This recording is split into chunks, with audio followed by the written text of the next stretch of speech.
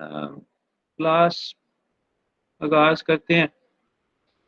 अ, वो दूसरे सेक्शन में कुछ लोगों के सवाल थे, वो मैं आप लोगों का भी जवाब दे देता हूँ उस हवाले से। उसके अलावा और कोई सवाल होंगे तो फिर वो मैं जो है ना वो डिस्कस कर लूँगा। एक दो सवाल थे एसिमेट्रिक और सिमेट्रिक मल्टी प्रोसेसिंग के हवाले से। तो उसमें जो है ना वो एसिमेट्रिक जो प्रोसेसिंग है ना, एसिमेट्रिक मल्टी प्रोसेसिंग, उसमें इशू ये है कि जो प्रोसेसर है ना वो डिफरेंट किस्म के काम करते हैं। तो मतलब जैसे यहाँ पे इन्होंने ये शो किया कि ये प्रोसेसर जो है ना ये आईओ कंट्रोलिंग के लिए है, राइट। इसी तरह ही और स्पेशलाइज किस्म के काम के लिए भी प्रोसेसर हो सकते हैं। अच्छा, उसके अलावा जो एक और बड़ा कॉमन जो ये एसिमेट्रिक मल्टी प्रोसेसिंग में अरेंजमेंट होती है ना, वो होती है जिसको कहते हैं मास्टर स्लेव। मास्टर स्लेव ये है कि ये एक प्रोसेसर है जिसको हम कहते हैं मास्टर,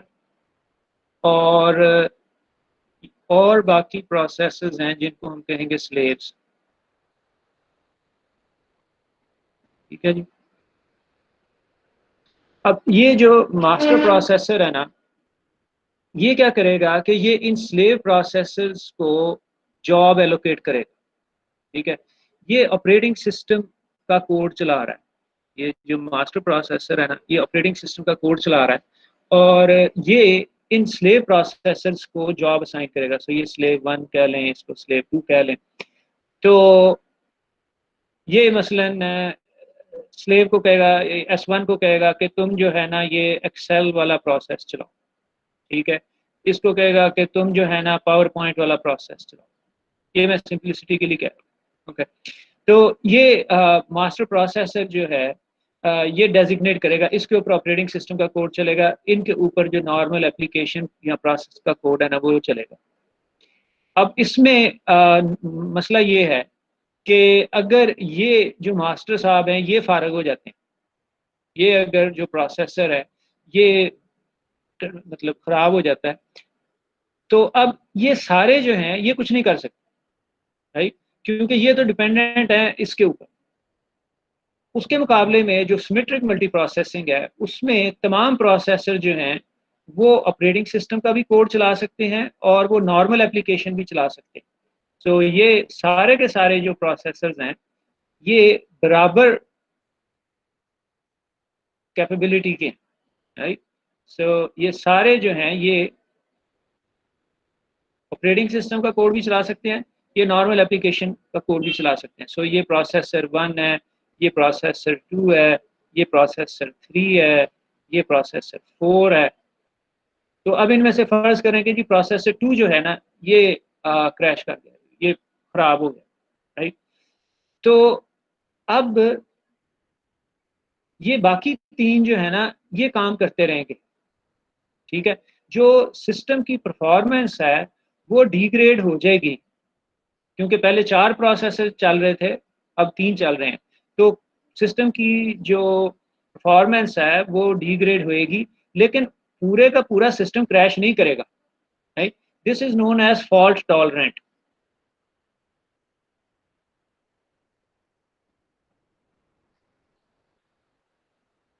राइट। यानी कि ये वाला जो सिस्टम है ये फॉल्ट्स को टॉलरेट कर सकता है। ओके, ये क्रैश नहीं होता।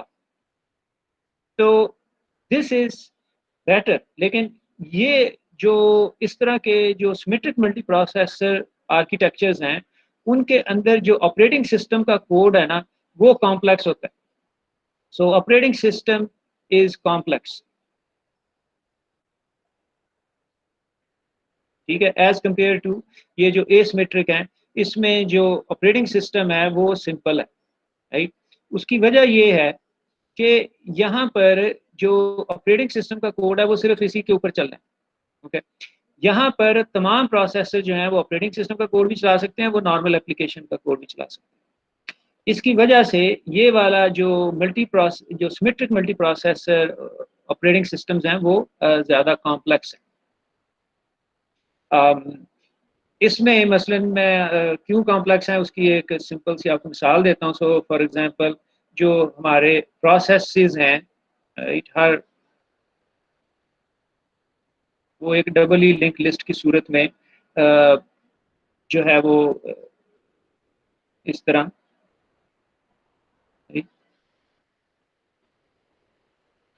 तो ये हर एक नोड जो है वो एक प्रोसेस को शो कर रही है, राइट।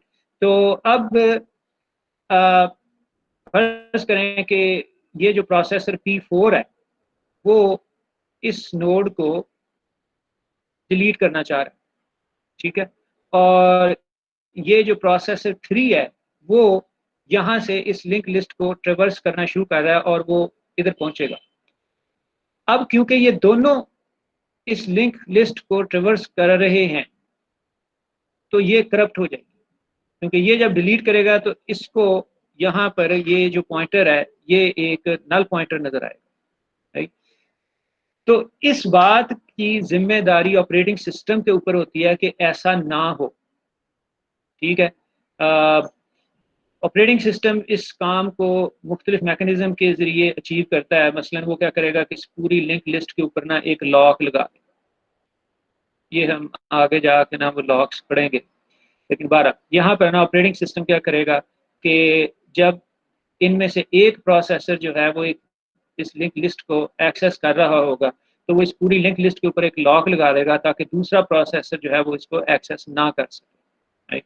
तो ये तमाम मैकेनिज्म जो हैं इनकी वजह से जो सिमेट्रिक प्रोसेसर आर्किटेक्चर का जो ऑपरेटिंग सिस्टम है वो कॉम्प्लेक्स होता है। तो एक मसला जो था वो दूसरे सेक्शन में लोगों ने जो सवाल किया था वो ये था। तो सर हाँ जी सर, ये सिमेट्रिक जो है इसमें सारे जो प्रोसेसर है वो सेम लेवल के हैं, जैसे कि एसिमेट्रिक में एक मास्टर है वो ऑपरेटिंग सिस्टम चलाता है, बाकी जो है वो स्लेव है, एप्लीकेशन और प्रोग्राम। जी वो स्लेव प्रोसेसर्स गिने जाते हैं। हाँ यही मैं कह रहा हूँ ना कि यहाँ पे ये चारों जो प्रोसेसर्स हैं ना ये इक्वल कैपेबिलिटी के हैं, क्योंकि इनमें कोई फर्क नहीं है। ये एप्लीकेशन का कोड भी चला सकते हैं और ये ऑपरेटिंग सिस्टम का कोड भी चला सकते हैं। ठीक है सर। हाँ जी, और कोई सवाल? सर ये जो ऑपरेटिंग सिस्टम में सिंपल वाली फिगर है ये जरा एक दफा समझा दें।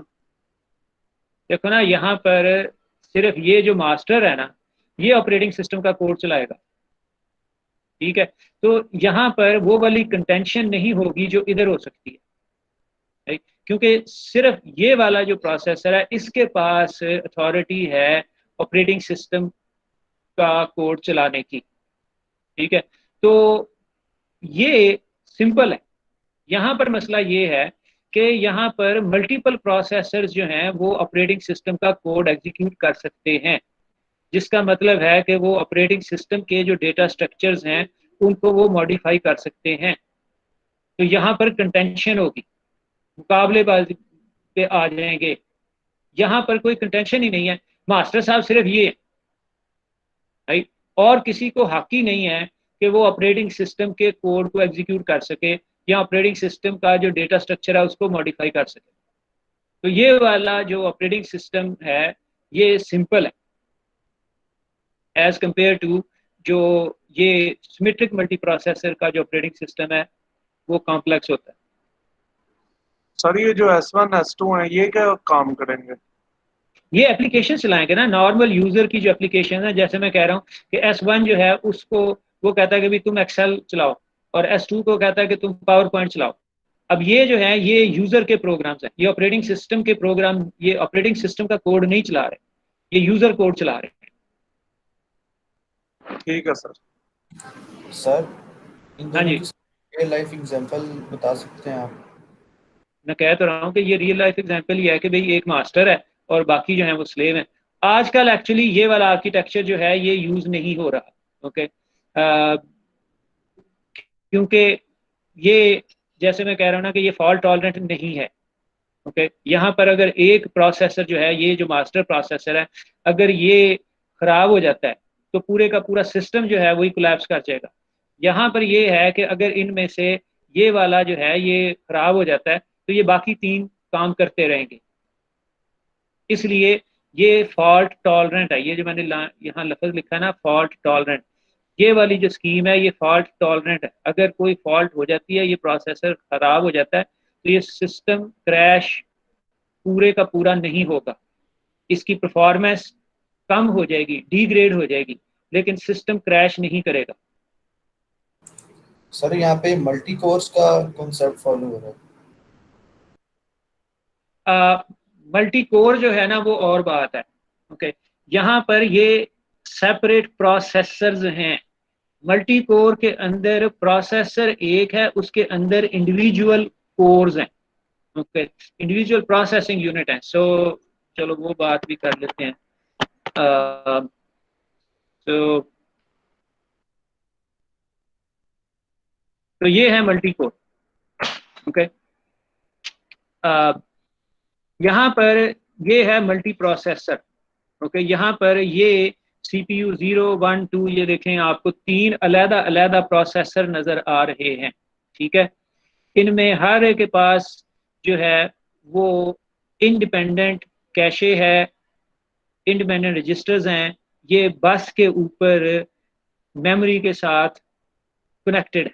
ठीक है, अगर इनमें से एक प्रोसेसर जो है वो खराब हो जाता है, ओके, सो ये वाला प्रोसेसर जो है ये अगर खराब हो जाता है तो इसका असर इसके ऊपर नहीं पड़ेगा। ठीक है, उसके मुकाबले में ये जो मल्टी कोर डिजाइन है, इसके अंदर अगर ये प्रोसेसर खराब हो जाता है तो ये दोनों कोर्स ही गई। ठीक है, यहां पर ये जो कोर्स हैं ये इंडिविजुअली प्रोसेसेस को एग्जीक्यूट करती हैं। ओके, जैसे मल्टी प्रोसेसर में जो इंडिविजुअल प्रोसेसेस हैं वो एग्जीक्यूट हो सकते हैं अलग अलग प्रोसेसर्स के ऊपर, यहाँ पर भी वो है। यानी कि इसके ऊपर हम एक्सेल चला रहे हैं और इसके ऊपर जो है वो हम पावर पॉइंट चला रहे हैं। ओके, तो ये उस हवाले से तो ये बात सेम है। ओके, यहाँ पर एक प्रोसेस चल रहा है, यहाँ पर दूसरा प्रोसेस चल रहा है, लेकिन इधर मसला ये है कि अगर ये जो प्रोसेसर है अगर इसमें कोई फॉल्ट आती है तो ये पूरे का पूरा ही गया। ठीक है, उसके मुकाबले में ये वाला जो सिमेट्रिक मल्टी प्रोसेसिंग वाला आर्किटेक्चर है, यहाँ पर ये तीन अलग प्रोसेसर्स हैं। अगर एक प्रोसेसर की सर्किटरी में पावर फेलियर हो जाती है या कुछ हो जाती है तो उसका असर दूसरे के ऊपर नहीं पड़ेगा, वो चलते रहेंगे। ठीक बात है। जी सर, ठीक है। हाँ जी, और अच्छा सवाल? सर, जी, उस डुअल में एक प्रोसेसर में दो कोर हैं और ये यहाँ अलग अलग तीन प्रोसेसर हैं। यहाँ पे अलग अलग तीन प्रोसेसर हैं, बिल्कुल ठीक है, ऐसे ही है। Okay okay sir.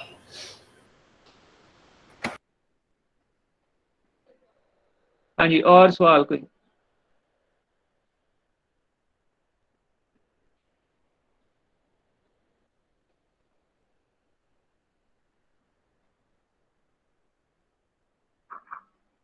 हाँ जी, कोई और सवाल भाई? क्लियर है सर।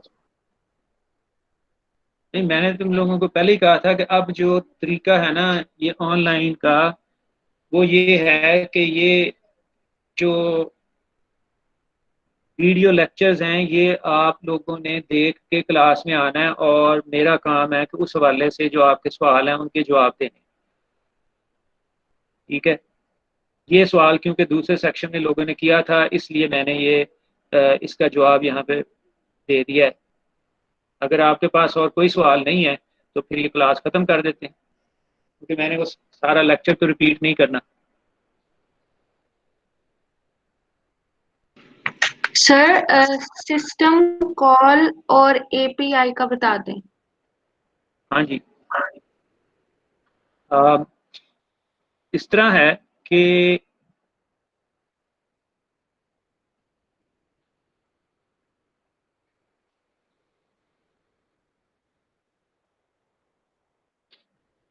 अ,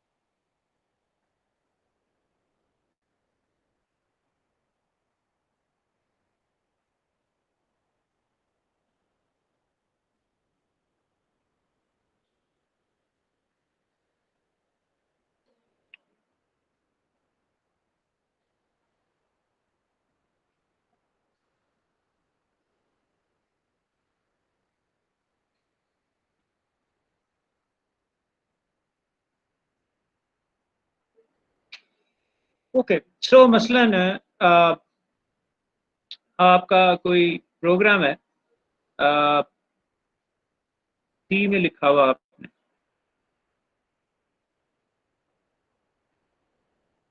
ठीक है। अब उस प्रोग्राम में आप यूज करते हैं प्रिंट एफ, ठीक है। अब प्रिंट एफ जो है वो एक एपीआई कॉल है, वो आपकी लाइब्रेरी में एक कॉल है जिसके ज़रिए आप जो मैसेज स्क्रीन के ऊपर देखना चाहते हैं वो आप प्रिंट एफ के अंदर वो कर देते हैं। सो जैसे मसलन आप कह दें जी प्रिंट एफ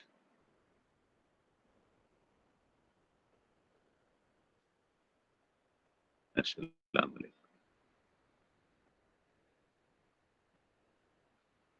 ठीक है जी। अब ये जो प्रिंट एफ है ना, ये दरअसल ऑपरेटिंग सिस्टम के अंदर इस सिस्टम कॉल को कॉल करता है। ये जो प्रिंट एफ है ये एक तरह का रैपर है। जिस तरह आप देखें कि टॉफी के ऊपर एक कागज चढ़ाया हुआ है ना, रैपर है। असल में ये जो है ये एक रैपर है। असल जो कॉल है ना जो एग्जीक्यूट होती है वो है ये राइट, ठीक है। अब ये आपने सी में यूज किया है, सी में आपके पास प्रिंट एफ है, ठीक है। सी प्लस प्लस में आप क्या यूज करते हैं लिखने के लिए? हैं सी आउट, सी आउट, सर। ठीक है जी। वहां पर आप करेंगे सी आउट, राइट।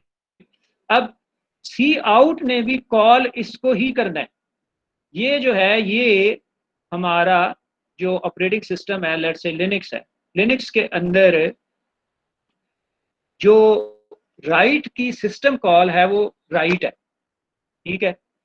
इसको पता है कि हार्डवेयर में किस तरह राइट करना है। जब आपने डिस्प्ले करना है तो इसको पता है कि किस तरह करना है। ये सारे जो है ना सी आउट और प्रिंट एफ और इसी तरह जावा की जो कॉल्स हैं वो सारी की सारी जो है ना वो एपीआईज हैं, वो रैपर हैं, ओके। असल में सिस्टम कॉल जो है ना वो ये है, और सिस्टम कॉल जो है वो ऑपरेटिंग सिस्टम का हिस्सा है। ये जो चीजें हैं ये आपके कंपाइलर की लाइब्रेरीज हैं, ठीक है। तो ये आपको आसानी देने के लिए हैं कि आप अपने प्रोग्राम के अंदर अपनी लैंग्वेज के हिसाब से फंक्शंस कॉल कर लें। वो आपके कोड को या आपके प्रोग्राम को जो निटी ग्रिटी डिटेल्स हैं ना सिस्टम कॉल से, उनसे वो महफूज रखती हैं, वो आपसे छुपा लेती हैं। आपको इन सिस्टम कॉल्स की निटी ग्रिटी डिटेल्स का पता करने की ज़रूरत नहीं है। वो डिटेल उसको पता है जिसने सी के कंपाइलर की लाइब्रेरीज लिखी हैं, जिसने ये प्रिंट एफ लिखा है, या सी प्लस प्लस में जिसने सी आउट लिखा है, उसको पता है, ओके। उसने वो तमाम तफसीलात जो है ना वो आपसे छुपा ली है। उसने आपको कहा जी सी आउट कॉल कर लो या प्रिंट एफ कॉल कर लो। असल में जो सिस्टम कॉल एग्जीक्यूट हो रही है वो ये राइट एग्जीक्यूट हो रही है, ठीक है। इसी तरह जब आपने कीबोर्ड से इनपुट लेनी है, ठीक है, तो आप कॉल करते हैं स्कैन एफ, ठीक है ना। सी में क्या करते, सी प्लस प्लस में क्या करते हैं? सी इन, ठीक है।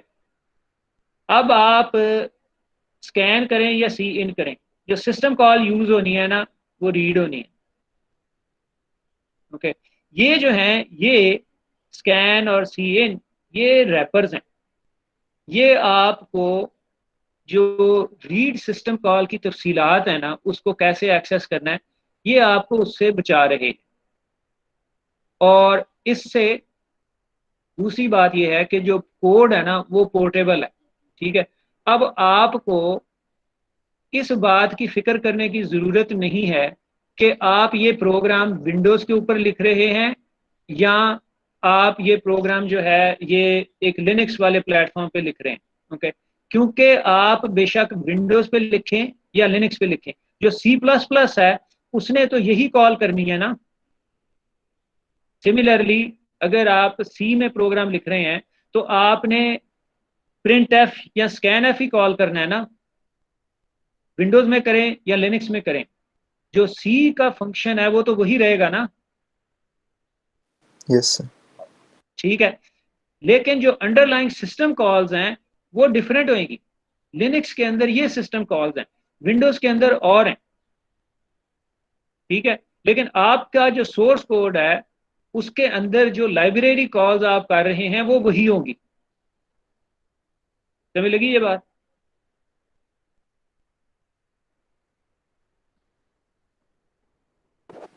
रिपीट करें सर ये। मैं ये कह रहा हूं कि आपने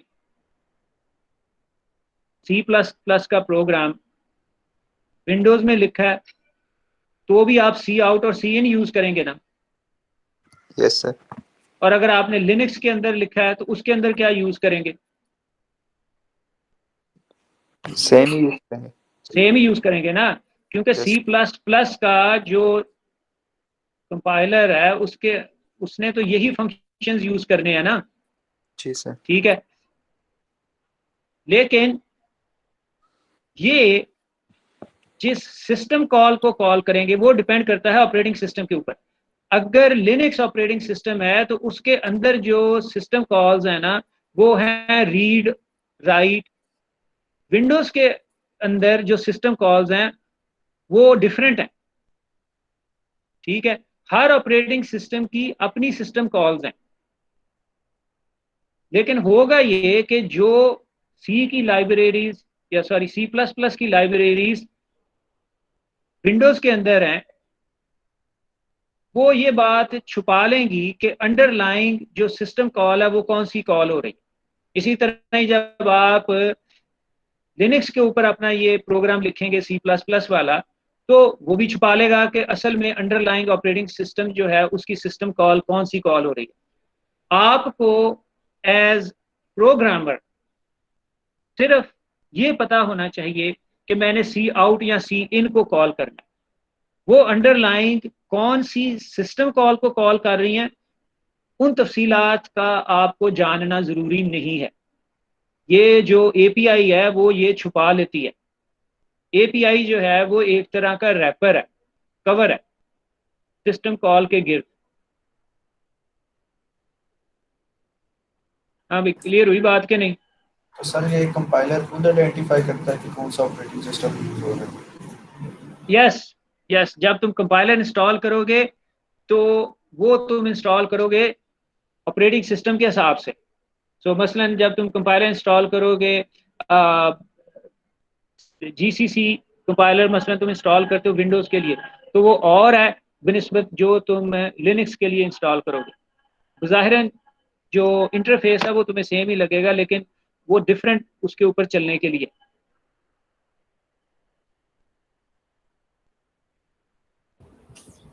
सर यानी कि जिसे आप ये रैपर कह रहे हैं ये बेसिकली डेवलपर की यूज के लिए बनाया गया। यस यस यस, ये डेवलपर की आसानी के लिए बनाया गया है कि डेवलपर को इन तफसीलात का जानना जरूरी नहीं है। यार सवाल करके ना प्लीज माइक बंद कर दिया करो, बड़ा शोर आता है।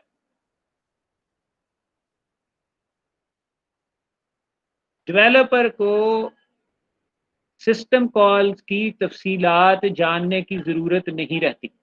वो तफसीलात जो लाइब्रेरी जिन लोगों ने बनाई है ना इन एपीआईज की उनकी जिम्मेदारी बनती है। जो एपीआई डेवलपर्स हैं वो ये काम आपके बिहाफ पे करते हैं, आपने सिर्फ उनकी लाइब्रेरीज को कॉल करना है। ठीक है जी सर, ठीक हो गया। हाँ जी, और सवाल? सर ये सिक्योरिटी फीचर्स में है एक फीचर के cryptographic keys are made for user to be used in user authentication. Sir cryptographic keys क्या होती हैं? अच्छा जी, चलो ठीक है, ये बात करते हैं। ओके,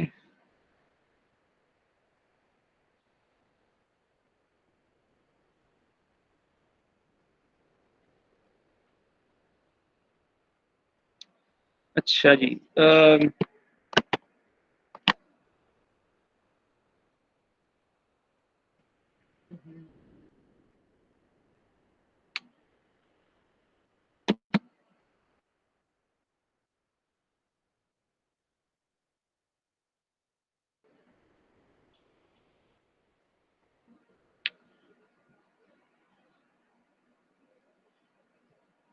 ये नजर आ रहा है HTTPS लिखा हुआ है, ये Yes, sir.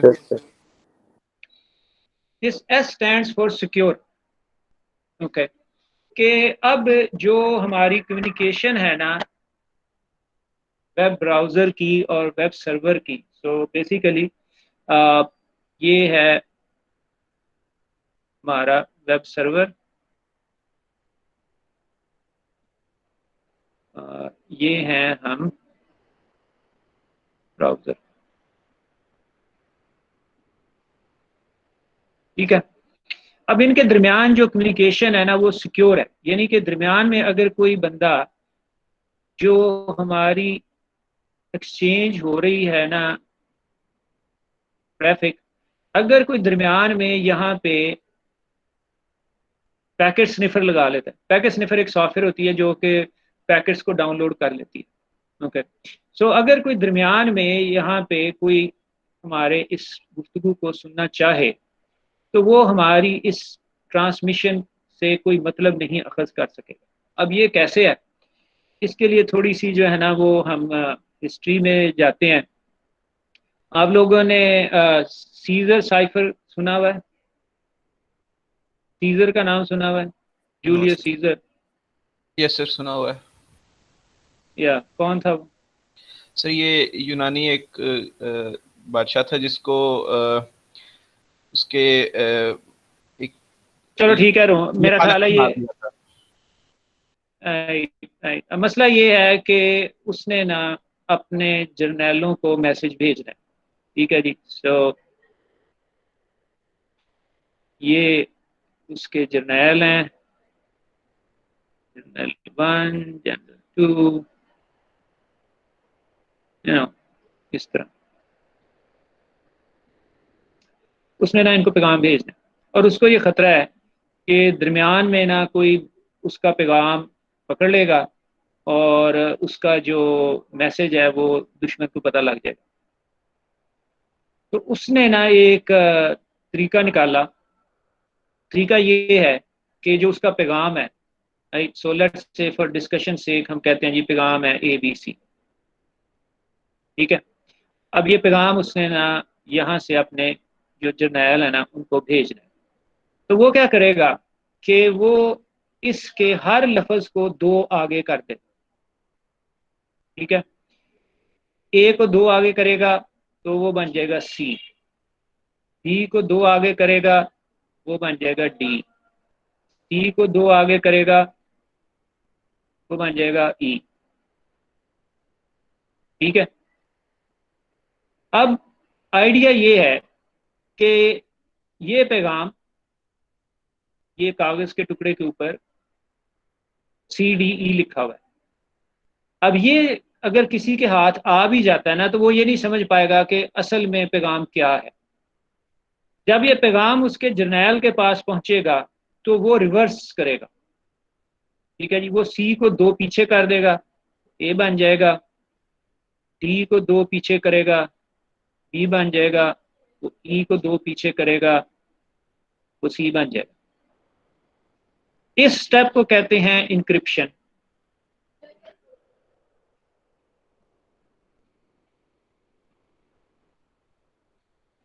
ठीक है। इस स्टेप को कहते हैं डिक्रिप्शन।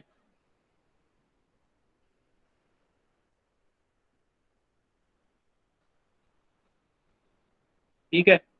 अब इस सारे अमल में हो ये रहा है कि एक तो है एल्गोरिदम कि हमने हर लफ्ज को लेना है और उसको मूव करना है इनक्रिप्ट करने के लिए, और जब डिक्रिप्ट करना है तो हर लफ्ज को पीछे करना है। ये तो है एल्गोरिदम। सो 2 चीजें हैं, एक है एल्गो और दूसरी है की। की ये है कि कितना आगे पीछे करना है, ठीक है। सो मैंने अपने जर्नैल्स को या सीजर ने अपने जर्नैल को बता दिया कि भाई -2 करना है। अब ये की है, जिसको ये बात पता है कि 2 पीछे करना है वो इस मैसेज को डीकोड कर सकता है, डिक्रिप्ट कर सकता है। जिसको ये नहीं पता कि कितना पीछे करना है वो ये नहीं कर सकता। ठीक है, सो मसलन अगर किसी को नहीं पता कि भाई 2 पीछे करना है, वो सी को 1 पीछे करेगा तो वो बी बन जाएगी। ठीक है, तो वो दुरुस्त नहीं है। ठीक है, अब यहां पर ना ये 2 चीजें हैं, ये है इंक्रिप्शन और डिक्रिप्शन। अब ये बड़ी सिंपल एल्गोरिथम है जिसमें आप अंदाजा लगा सकते हैं कि अगर किसी को ये की पता लग जाए तो वो बड़े आराम से इसको जो है वो डिक्रिप्ट कर सकता है, और इस की को गैस करना कोई मुश्किल नहीं है। अगर आपके पास अंग्रेजी है तो आप जानते हैं कि मसलन अंग्रेजी में जो करैक्टर ई है वो बहुत दफ़ा आता है। ठीक है, तो आप देख सकते हैं कि अगर कोई लफ्ज़ जो है वो रिपीट हो रहा है, जैसे सी जो है वो अगर ज़्यादा दफ़ा रिपीट हो रहा है तो अंदाज़ा लगा सकते हैं कि ये दरअसल सी नहीं है, ये ई है। ओके, इस तरह का जो है ना वो एनालिसिस करके ना तो आप अंदाज़ा लगा सकते हैं कि ये की जो है ये क्या होगी। ठीक है, क्योंकि एल्गो तो आपको पता है कि वो ये वाला तरीका यूज़ करते हैं, तो की आप जो है ना वो काफ़ी हद तक गैस कर सकते हैं। अच्छा, अब इसके मुकाबले में ये जो पब्लिक की क्रिप्टोग्राफी है उसमें हम ये कह रहे हैं कि हाँ जी एल्गोरिदम सारों को पता है, ये हम जानते हैं, लेकिन हमने की जो है ना वो ऐसी बनानी है कि कोई उसको गैस ना कर सके कोई उसको गैस ना कर सके, लेकिन जो लोग आपस में कम्युनिकेशन करना चाहते हैं वो मैसेज को आसानी से पढ़ सकें। तो उसके लिए ये मैकेनिज्म डेवलप किया गया है जिसको कहते हैं पब्लिक की क्रिप्टोग्राफी। पब्लिक की क्रिप्टोग्राफी।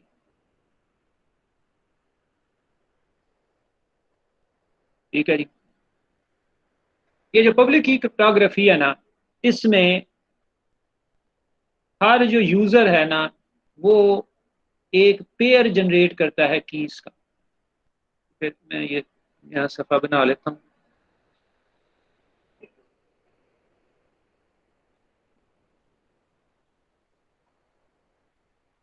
चलिए, अब इसमें हर यूजर जो है ना वो एक पेयर जनरेट करेगा कीज को।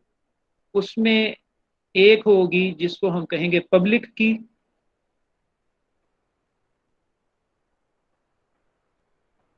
और एक है जिसको हम कहेंगे प्राइवेट की। ठीक है, अब होगा ये कि मसलन मैंने कम्युनिकेशन करनी है तो मैं ये पेयर जनरेट करूंगा पब्लिक और प्राइवेट की का। जिन लोगों के साथ मैंने बातचीत करनी है ना उनको मैं अपनी ये पब्लिक की दे दूंगा, मैं अपने दोस्तों को ये पब्लिक की दे दूंगा। उन्हें मैं कहूंगा कि तुम लोगों ने अगर मुझे कोई मैसेज भेजना है ना तो इस पब्लिक की के जरिए इनक्रिप्ट करके भेजो। ठीक है, सो यहाँ पर मेरे फ्रेंड्स हैं F1 F2, ठीक है, और ये मैं हूं। मैंने ये पेयर जनरेट किया।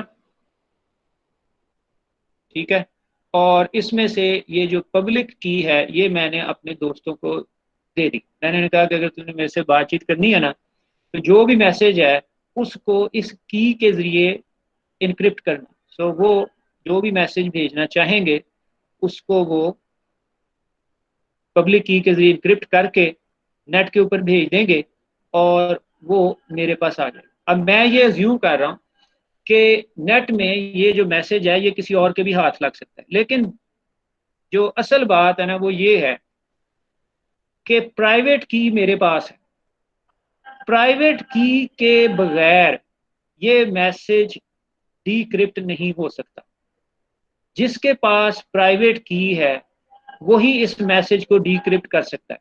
तो मेरे पास जब ये मैसेज आएगा तो मैं इसको अपनी जो प्राइवेट की है उसके जरिए मैं इसको डिक्रिप्ट करके पढ़ लूंगा कि उसने क्या लिखा है, क्योंकि जब वो यहाँ से भेजेगा तो इस मैसेज के अंदर कोई रीडेबल चीज नहीं होगी, ऐसे गार्बेज करैक्टर्स नजर आएंगे। ठीक है, मैं प्राइवेट की के जरिए उसको डिक्रिप्ट कर लूँ। दिस इज पब्लिक की cryptography. This is what is going on. ये जो सिक्योर लेयर है ना, ये जो मैंने आपको कहा कि ये एस लिखा हुआ नजर आ रहा है, ओके, ये सिक्योर लेयर जो है वो ये काम कर रही है। अब इसके पीछे जो दरअसल एल्गोरिदम है ना, वो बेस करती है प्राइम नंबर्स पर। आपको प्राइम नंबर्स का तो पता ही होगा, प्राइम यस नंबर्स का पता है ना? Yes okay. इसके पीछे जो एल्गोरिदम है ना, वो प्राइम नंबर्स पर बेस करती है।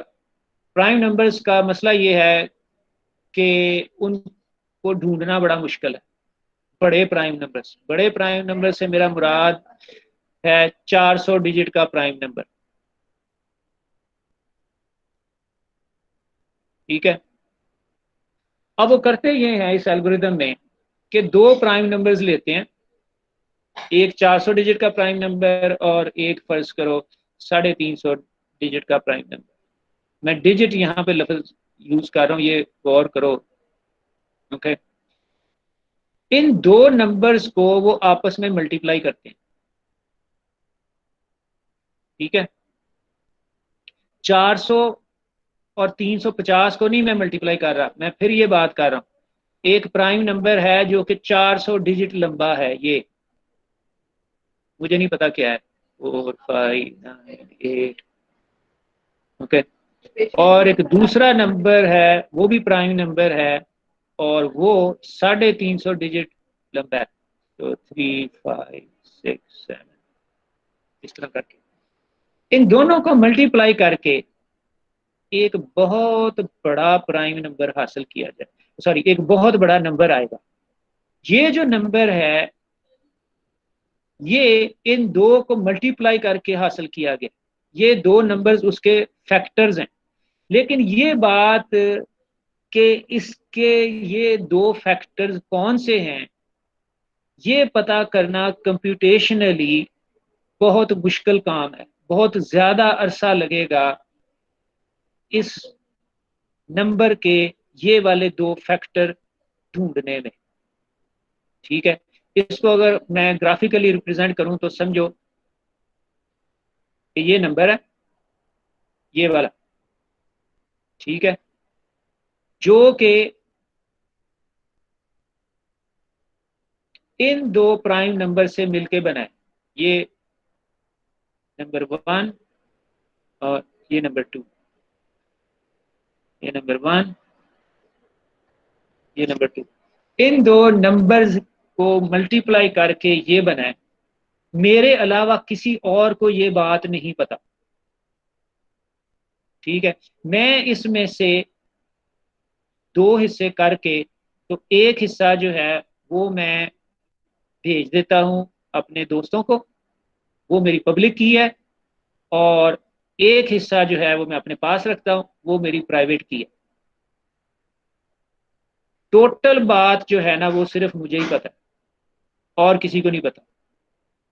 तो अब कोई और जो है वो मेरे इस मैसेज को डिक्रिप्ट नहीं कर सकता। समझ लगी ये बात? Hello? Yes sir. Yes, sir, lucky. जी सर। अच्छा, ये सारी बात के बाद जो एक और मैं तुम्हें बात कहता हूँ ना, वो ये है कि ये सारी जो कहानी मैंने तुम्हें सुनाई है, ये कहानी मैंने किताब में पढ़ी है, ठीक है। ये जो टेक्स्ट बुक्स है ना डिस्ट्रीब्यूटेड ऑपरेटिंग सिस्टम्स की, उसमें ये कहानी लिखी हुई है जो मैंने तुम्हें सुनाई है। अब ये बात कि ये जो इतना बड़ा हमने नंबर बनाया है, इसके फैक्टर ढूंढने बहुत ज्यादा टाइम कंज्यूमिंग है। मेरा इस बात पे यकीन नहीं है। मेरा ये ख्याल है कि आप जिन लोगों ने ये एल्गोरिथम बनाई है, उन्होंने इसका बैकडोर भी रखा हुआ है। हमें वो किताबों में ये लिख के भेज देते हैं और हम आगे से पढ़ के अपने शागिर्दों को सुना देते हैं, जैसे मैं तुम्हें सुना रहा हूँ। इसके पीछे जो मैथ है वो फ्रैंकली मुझे नहीं आता, ठीक है, इसलिए मैं इसको पढ़ा तो देता हूँ, लेकिन इसके ऊपर कहो ना कि अगर मेरा ईमान है तो वो नहीं है। तो ये अब तुम्हारे ऊपर डिपेंडेंट है कि तुम इसके ऊपर कितना ईमान रखते हो। हाँ जी, और कोई सवाल? सर ये कौन सी बुक की बात कर रहे थे आप? सर और डिस्ट्रीब्यूटेड कंप्यूटिंग की, क्रिप्टोग्राफी की कोई भी किताब ले लो, उसके अंदर ये होगा। सर हाँ जी, सर इसके फैक्टर्स निकालना आपने क्यों कहा कि बहुत मुश्किल है? क्योंकि प्राइम किसी नंबर के फैक्टर निकालना बहुत बड़े नंबर के, मैं फिर तुम्हें ये बात कह रहा हूँ कि ये मैं कोई छोटे प्राइम नंबर की बात नहीं कर रहा, मैं कोई 13 या अपना इस तरह के प्राइम नंबर की बात नहीं कर रहा। मैं प्राइम नंबर की बात कर रहा हूँ जो कि 400 डिजिट बड़ा है, जो कि 350 डिजिट बड़ा है, 500 डिजिट बड़ा है, उस नंबर की मैं बात कर रहा हूँ। ठीक है, ठीक है, ठीक है। तो क्योंकि इनकी कोई as such algorithm, at least non published algorithm नहीं है जिसके जरिए आप फैक्टराइजेशन कर सकें। लेकिन अगेन एज आई सेड कि जो लफ्ज मैंने यूज किया वो है नॉन पब्लिक एल्गोरिदम। अगर उन्होंने कोई एल्गोरिदम डेवलप कर ली हुई है और वो पब्लिश नहीं की तो ऑब्वियसली हमें नहीं पता। हाँ जी, और कोई सवाल?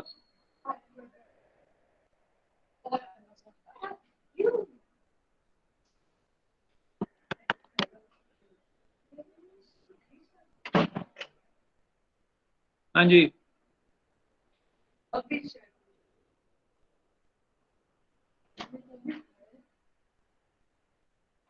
हाँ भाई, जैसे मैंने कहा कि अगर और कोई सवाल नहीं है तो फिर हम ये सेशन बंद कर देते हैं। Sir okay sir. ओके, अस्सलाम वालेकुम। ठीक है सर। वालेकुम अस्सलाम। अल्लाह हाफ़िज़ सर। वालेकुम अस्सलाम। क्या खामा